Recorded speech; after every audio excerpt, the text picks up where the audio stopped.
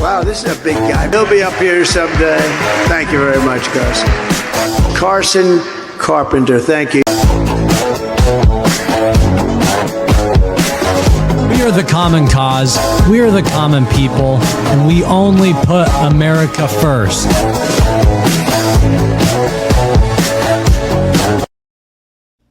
Welcome back, everybody, to the Common Cause. My name's Carson Carpenter. It is a beautiful Wednesday, July 8th, 2026, and it is my 21st birthday as well. So it is great to join you on my big birthday today, and we have a loaded show coming up. We have so much news that is happening in the news. The 24-hour news cycle just feels so insane right now, and White Boy Summer is back. But to start out, we have an amazing guest joining the show today. Somebody I call a friend of the show, a friend of myself personally, and somebody who is truly trying to save politics, trying to save our society, and bring us back to a nation of an empire instead of a falling and crumbling republic. I would like to introduce and announce somebody who I am very honored to have on the show. Aden Nicholas, thank you again for joining, brother. What's up, everybody? Thanks for having me, Carson. Happy 21st birthday to the big CC. This is exciting.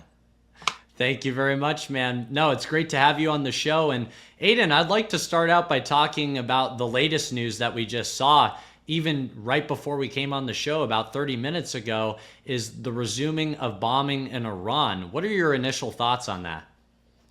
Well, I didn't see anything, it's funny because I want to say out of the ordinary, which is a little sad that we're continuing the war, because we kind of go back and forth between not bombing, peace, no peace, etc. I did watch the president's remarks this morning because he's at the NATO summit right now. They obviously had the funeral for the Ayatollah, which the United States killed. So that funeral was these past couple of days. It was a massive celebration in Tehran, and then Iran decided, allegedly from what I've seen and what the president said, decided to resume bombing of American targets. And so the president said, we hit him back 20 times harder. But yeah, I just saw that this morning. I really don't know what the whole background of that. Nobody really knows the background of these kind of events unless you have like some tie to, I don't want to say intel, but if you know what's like going on in the region, or if you have somebody who's maybe telling you from inside the administration, or people who are having done something. The Mossad. No. But like, for example, with the Iraq war and the Afghanistan war, what everybody thought was happening was not actually happening.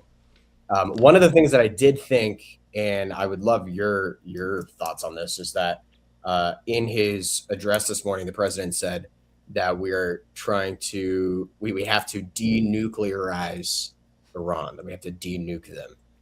And I don't think he's claiming that they have nuclear weapons, but that's the problem that most Americans see with this war, is that, you have now multiple people who've left the administration, most notably Joe Kent, who would be the guy to understand and have all of the intel in regards to Iran's nuclear capabilities, etc. And he said they have no nuclear capabilities, no nuclear weapons, no ability to build a nuclear weapon, and that they're not a threat to the United States. So it is a very upsetting conflict to most Americans, but that's pretty much my opinion thus far. We thought we had peace, but we should always, yeah. I agree with your take 100%. And the reason why I say that is because with the memorandum, it also didn't talk about eliminating the proxies like Hezbollah, Hamas, those other ones being funded by Iran. And you have to ask yourself, is this truly about denuclearization in the region, especially when we had Tulsi Gabbard leave the administration, right? Among others, Joe Kent, all of these people. And you just see the situation crumbling in the Middle East. And Trump is in Ankara right now in Turkey, and there is He's nothing. speaking Turkish, by the way. I know. Now? We have a Turkish president. You know, people said we had an Israeli president. We had an Iranian president, even for a little bit. They were claiming he was supporting Iran. And then you have Trump with all of this stuff going on in Iran talking to Zelensky this morning and saying, we're going to end the war in Ukraine. Yet that was supposed to happen in the first 24 hours. Do you think Trump just isn't focused? No, I think he's very focused. Yeah. I think he's like he's like a workhorse. He doesn't sleep on Air Force One. He gets like 3 hours of sleep a night. I think it's probably I think he wanted to end these conflicts. I think he wanted to end the Ukraine war. I think he wanted to end this Iran conflict. I don't think he necessarily wanted to. I don't think he was stoked on starting the conflict in the first place with Iran. No, what I was asking is, do you just think his focus is in too many different spots at the current moment? Because we have Iran flaring back up, and then we also have peace negotiations in Ukraine. Do you think that it just could be stretching himself too thin? We know he's a workhorse. We know he's a dog, but do you think that it might just be a little stretched thin right now? I don't think he's stretched thin. No, I just think that he doesn't have necessarily like the greatest voices influencing his foreign policy in his administration, in my humble opinion. Yeah. And do you think that this Iranian conflict could be ended before the midterms, or do you think that it's going to flare back up by the end of the summer and we're not going to get a peace deal that actually addresses ending the proxies? Well, if Republicans obviously want to win the midterms, they can't have the conflict. So it's like one of the things that I did notice. This is very funny. When did we announce peace with Iran? Recently. I think it was the ceasefire. It was about 5 or 6 weeks ago. Yeah, I think it was on June 13th or 14th, whatever the president's birthday was. That was the night of the UFC event, because the UFC event was like one of the largest sporting events at the time in America. It was, everybody watched it. I was in DC. I was at the event, and you can kind of feel like this aura of everybody being very upset about the Iran war. Particularly, I mean, most notably Sean Strickland. Sean Strickland struck into the event. Everybody there was chanting USA, USA. Everybody there hated Israel. When I was actually the guy who filmed him sneaking in, it went viral, and everybody like tried to use my clip. You were the guy that filmed that? The one, yeah, if you go on Twitter, there's a clip that has like a couple 100,000 views. I think I was the first person to post about it because we ran right up to the ring that he snuck into. But after he got taken out, everybody's talking about, they're like, the Mossad got him, Israel got him, blah, blah, blah. So it was, there was like this obvious, especially the UFC crowd. It's just like young dudes who don't like Israel and are not they're not pro-conflict in the Middle East. So I think it was interesting timing, the fact that we announced peace that day that there was the UFC event, so everybody was able to enjoy the event. Something like that is going to have to happen for the midterms. There's going to have to be an announcement of peace either right before the midterms, not necessarily to placate people, but I think that's the effect of what it would do, because you have to control the public perception. So if the Republicans want to win the midterms, they're going to have to end the conflict, especially with gas prices, etc. But I don't know. I mean, we keep having these negotiations, we keep having peace proposals, and then a couple of weeks later, we're just back to bombing them. So, and it's been like that since before Charlie Kirk died, since the summer of last year. So. You're somebody that's in all these different places all the time, man. Like, you're the person that I know that's always at these big marquee events, whether it's stuff in politics, whether it's stuff through culture. I'm surprised you weren't at the Taylor Swift wedding at that point, right? And I want to go over to that topic. You were? Oh my gosh. I wouldn't even doubt it. I was one of Travis Swift's groomsmen. I was. Travis Swift. Wow. That just must be emasculating. You know, imagine you're Travis Kelce, you're in the NFL, you're one of these tough, rough dogs, right? And then your name is Travis Swift now because you're getting cucked by your pop star wife. It's just crazy. Did you see, by the way, their prenup allegedly has like some clause that if Travis Kelce has any infidelity, that he has to pay her $20 million per violation? That's insane. And it's even crazier because you look at who was officiating the wedding. It was Adam Sandler, who's Jewish. And then Really? you also Oh my look gosh, at the that's wedding. crazy. And then you look at the wedding, it wasn't even traditional. There was no bridesmen, groomsmen, none of that. So why would Taylor Swift even care about infidelity when there's no traditional marriage bounding? And you took over the city as well. You took over New York City. It just seems like it's all about her and nothing about Travis. I'll tell you what it is, Carson. It's these evil hypergamous boys. It's these hypergamous women. And how many boyfriends has Taylor Swift had? She makes a new song about a boyfriend every once in a blue moon. She's made like, I want to say she's had like 15 boyfriends in the public eye. Like, that's crazy. Probably even more. Yeah, she's worth all this money. She's like in her 30s. She doesn't have kids. And then I guess she's a billionaire, so she can kind of like, she has a little bit more bartering power. But it is very like, the way that Taylor Swift approaches her relationships is the way that most women approach their relationships too. Like, they just want to demand everything from you.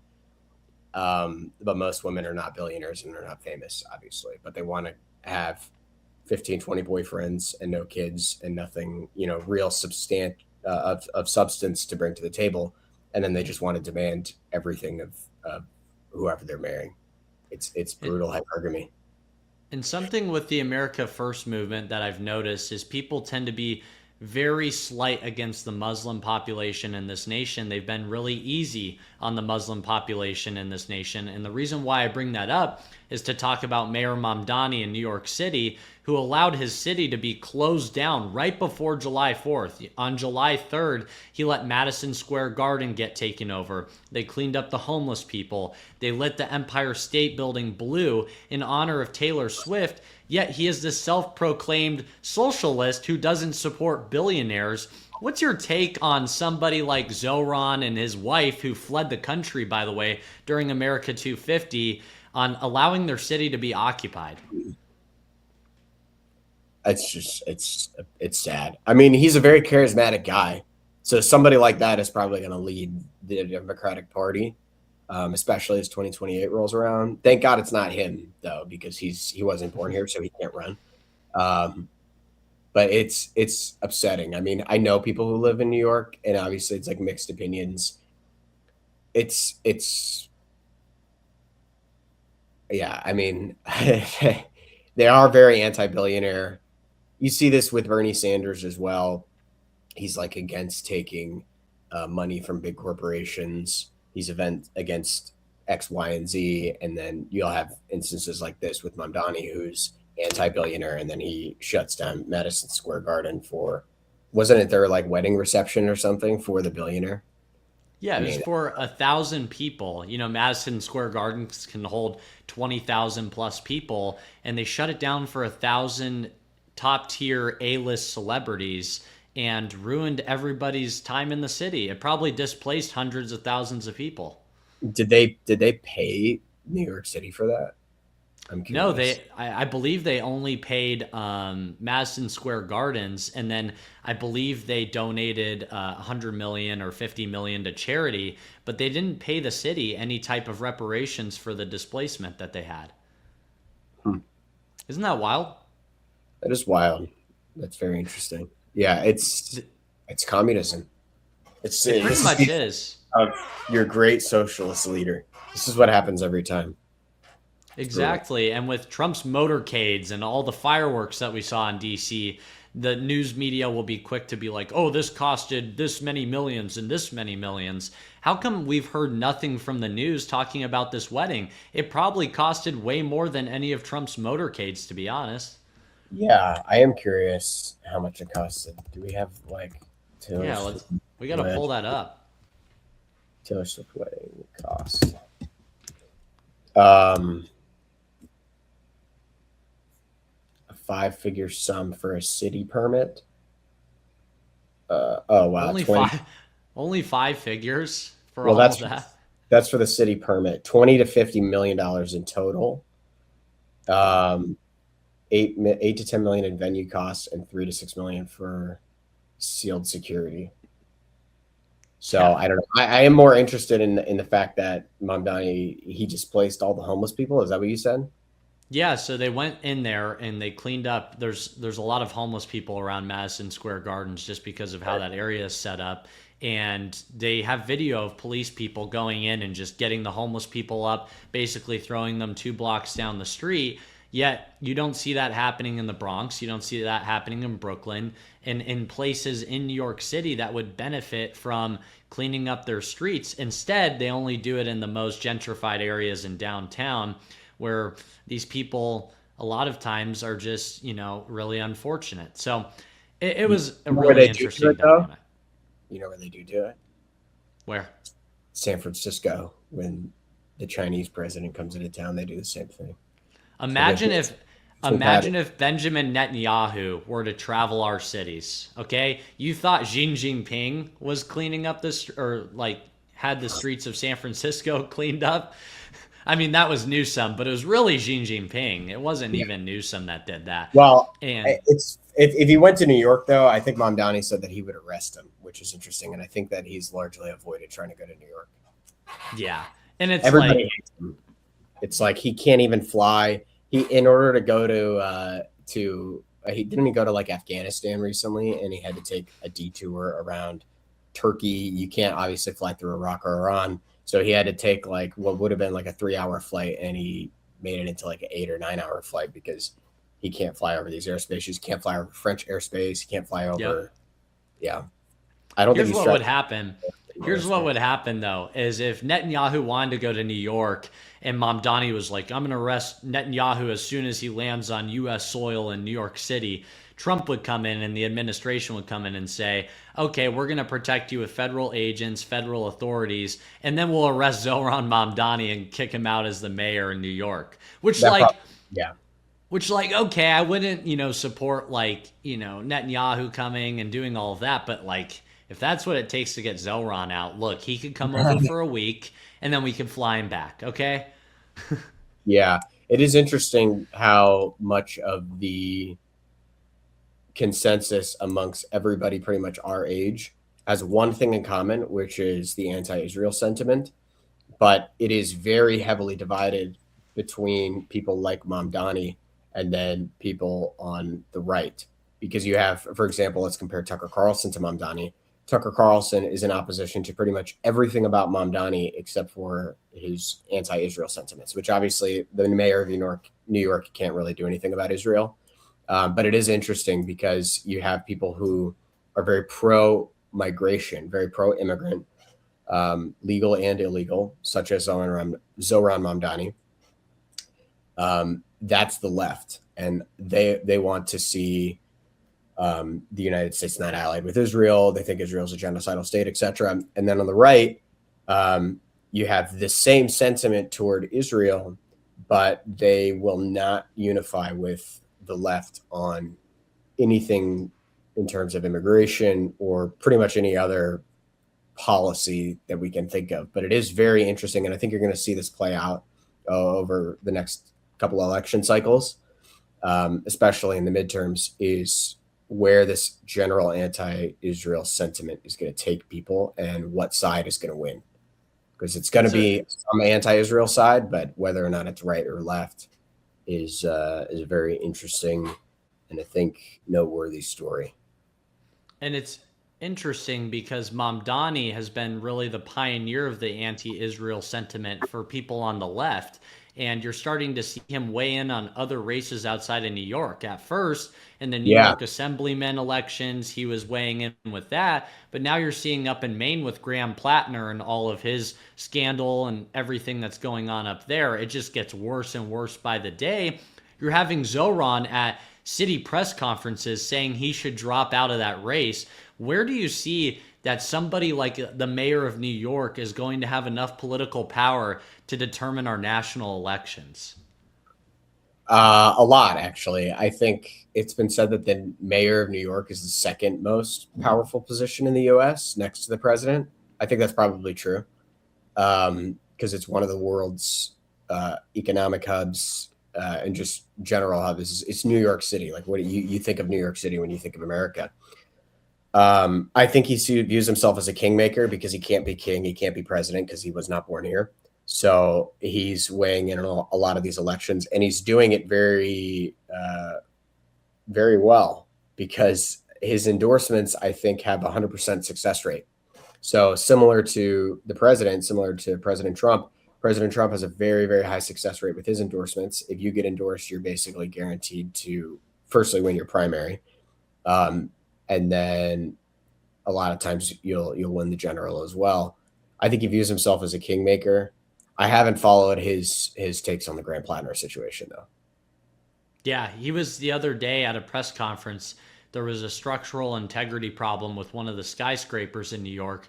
Somebody asked him, just off kilter, almost Trump style, where they'll be talking about some tragedy that's happening, and then Trump will be like, you're a fake news reporter and I don't like you too much.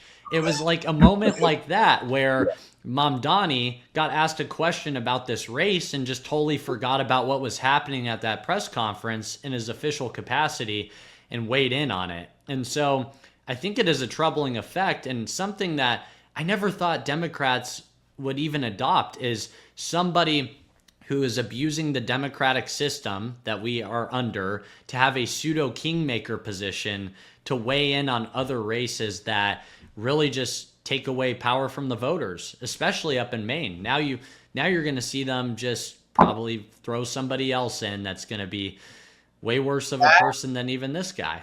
Yeah. Have you heard the come up story of Graham Plattner? No, I haven't. Very interesting.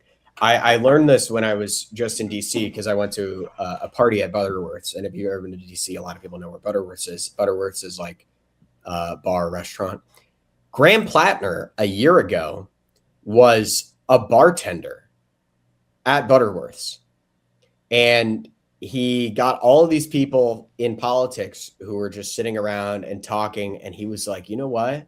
These people are, and I think I'm way smarter than them. I'm going to go back to Maine and I'm going to run for office. And that's what he did. He literally quit his job at Butterworth's. He was a bartender, kind of similar to AOC. He just left his job and went to Maine, and then he got scouted by, I think it was like some big PAC or some big Democrat organization. And then he won his primary by like 70%. He'll probably be forced out now, but I thought that was very, very interesting. No, that is. I mean, I never even knew of that story. And it's kind of interesting because he sounds almost like a transplant, but then they tried to do some type of vetting for him, and this pack just missed the mark, apparently, because I guess while he was at Butterworth's in D.C., he was hammering all the interns. And it's like, buddy, you can't be doing that and then just go back home and run for Senate, especially in a predominantly white and safe state in Maine. And especially it started with all the tattoo scandal and then all of his infidelity scandals. Where do you see like the next generation of our Congress? Because we have record high retirements, we have record high everything else. Do you see a new input of young people that are going to come in, or is the establishment going to try their hardest to keep the age up in our institutions? Yeah, I think there will be a lot of young people. I don't think necessarily age really matters. But what's interesting, and this is just how politics works, unfortunately, there's very, very few people who actually come to politics organically. So even if you look at somebody like Graham Plattner or AOC, these people were scouted by organizations and they were like vetted by people who wanted them to run, because you have to have some sort of institutional support or some support with monetary backing, establishment backing, whatever it may be. This is why people, for example, like James Fishback, I think he's a great candidate. I think he's a very quality candidate, but he's probably not going to win at all. And that's because he has no institutional backing, he has no money. But he's an example of somebody who came in totally organically. He literally was just like, I want to run for governor. And then he started his campaign. That's generally not how politics works, unfortunately. This is also something that really frustrates me, because I don't think that the right or like our young young audience, if you will, understands how to play politics, because politics is a game. You have to have some sort of institutional support. You have to have money. You have to have public support as well. We have the public support, but people just aren't willing to, I guess, cope with the fact that they need money. Because, for example, the right, or the young right, if you will, has no money. We have no money at all. Like James Fishback has raised like 600 grand, which is nothing. That sounds like a lot to normies, but that is literally no money. That buys you nothing in politics. Like a lot of people don't realize the mailers, the text messages, the emails, the infrastructure behind the scenes is some of the most expensive software and things that you could even imagine in any type of business. Yeah. Yeah. It's, everybody always likes to complain about the system, and then nobody provides a solution or tries to act upon it. And that's because people would just rather, talk about the problems than find a solution. That's the real problem with, I think, our political world, if you will, especially on the right, is people just want to talk. It's like the two-party system sucks. It's like, all right, well, the two-party system is a thing. And do you want to change it? Because if you want to change the rules of the game, you first have to play the game, right? You're not going to get into a position of power. Like Bernie Sanders, for example. Bernie Sanders wants to get rid of mass donations. I'm generally in favor of that, actually. But you're not going to get a bunch of, you're not going to win the entire Congress by people not taking that kind of money. It would be a scenario where everybody takes a lot of money, and then they go into Congress and they say, actually, we don't want to take money anymore. And then they pass a law against it. But in order to play, which will never happen. Yeah, exactly. But in order to change the rules of the game, you first have to play the game. That's what people don't understand. And that's why I think that anybody who has this mindset of like, oh, there's nothing we can do. I see this a lot on Twitter. Or even on Instagram with like the Charlie Kirk assassination. They're like, they're just lying to us. They're lying to us. It's like, all right, well then what's your solution? Because if let's say you're right, everything's a lie. Do you have a solution? If you don't have a solution, you should just, get off the internet and stop worrying about it. You should go take care of your family. Absolutely. And I think with that, a lot of these people are so invested in a lot of these things, but we're not going to see the mindset change till after Trump. Especially the boomer population is honestly too far gone. Even our younger generation, you're not going to see it completely flip on its head till after the Trump era is done. And so that's, I feel like, when people will start putting their money where their mouth is most likely towards the end of this decade, which is a sad sight to see, because do I believe our country can take another 4 years of just this abuse with our government and everything and come back from it? Because that's what it would be, is we have to be preemptive about it. Yet we're going to be coming from behind. We're going to be down 3-1 in the series when we have to try to make this comeback. And I believe our generation is strong enough, like people like you and me, but I just don't know if we're going to have the institutional backing that's going to just jump on board in 6 months or a year like we need it to. And I'm glad you brought that up, though, because we need to, if you want a shot at it, you should just become the institution. Like, oh, the institution's not going to support me. Well, then become the institution. I'm not going to have any billionaires to back me. It's like, well, befriend a billionaire. Yeah. I don't have $1 million, so go get $1 million.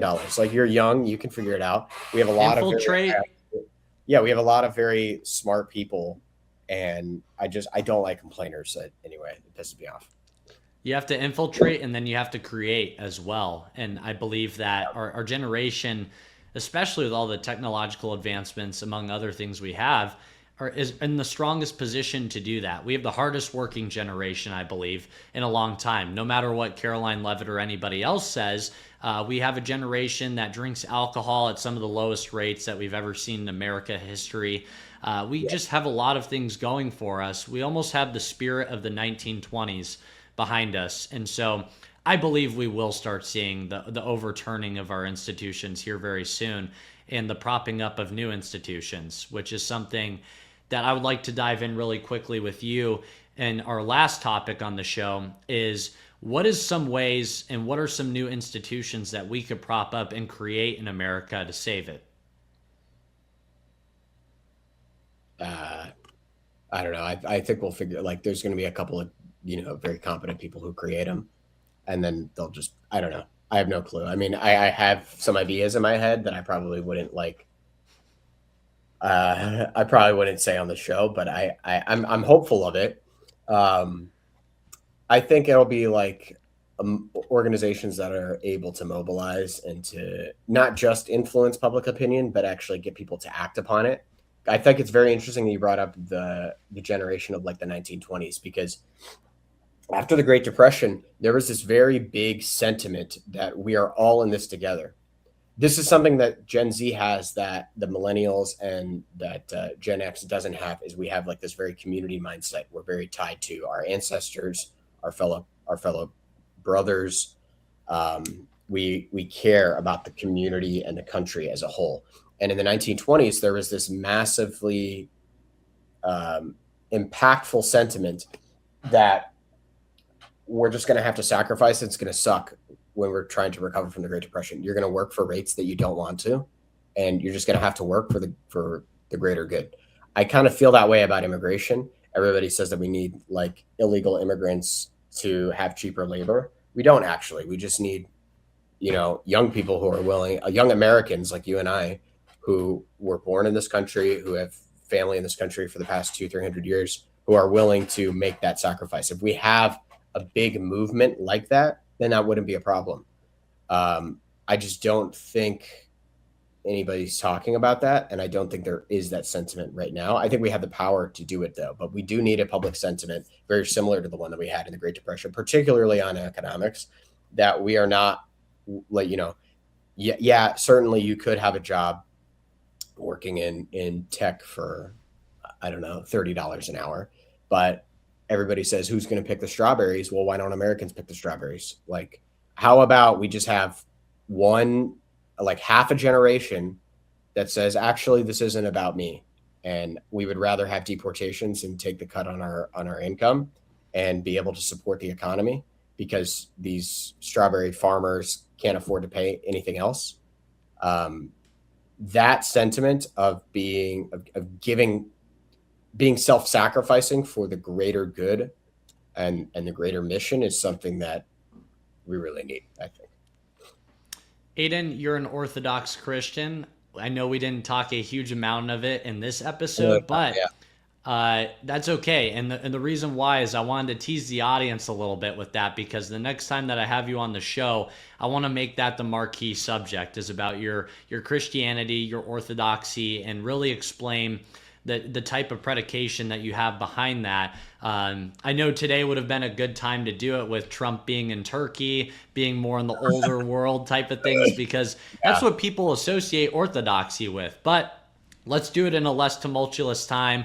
Let's do it in a more optimistic tone of time. I know we talked about a lot of different topics that people would consider black-pilled, but again, Aden, thank you for coming on the show today. I really appreciate it, man, and thanks for doing it on short notice. Yeah, of course. And never blackpill everybody. There's always hope. And happy birthday, Carson. Thanks again. Thank you very much. Thank you, everybody, for watching the show. That was our 12th episode of The Common Cause with Aden Nicholas. It was a great one. Make sure to check out all our platforms here at The Common Cause Show. You can listen to us on Spotify, Apple Music, even iHeartRadio. I know I still say it. I can't believe it still exists. And you can watch on YouTube, like, comment, and subscribe. Share with your friends.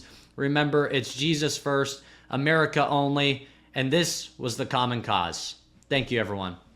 America is compromised. The mainstream media won't even touch certain topics. American churches are being bought out by Israel. Israel-backed PR campaign targets 38 Arizona churches. ICE is being attacked and assaulted in the streets. Man arrested for throwing Molotov cocktails at federal facility in brazen anti-ICE attack. College Republican vice presidents are being shot on college campuses. Alabama's Ella Cook killed in Brown University shooting. This is not an America I know and love, and isn't an America that I want to move into the future with. The American people have an air of grievance.